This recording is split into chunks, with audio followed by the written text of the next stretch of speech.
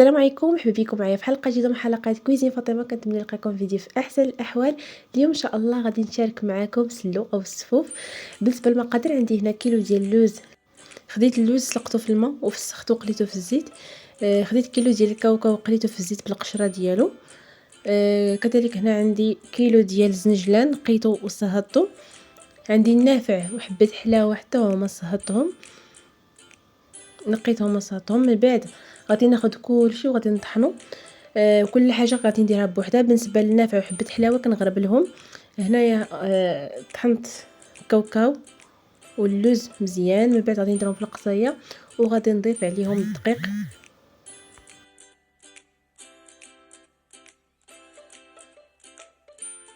هنا درت 3 زلاف ديال الدقيق وزلافه ديال الفينو حمرتهم وكنزيدهم على كاوكاو واللوز.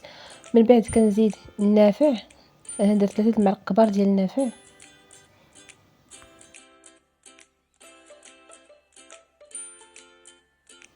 درت كذلك 3 معالق كبار ديال حبه حلاوه.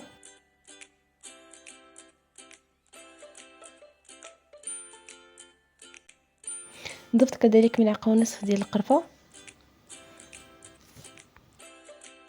ضفت قبيصه ديال الملح مع القليل من مسكه حره.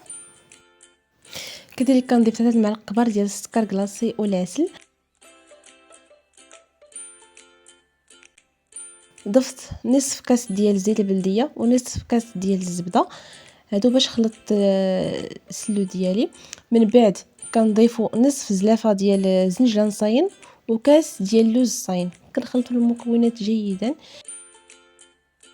والتقديم ديالي كان على هذا الشكل. كنتمنى ان شاء الله الفيديو ينال الاعجاب ديالكم.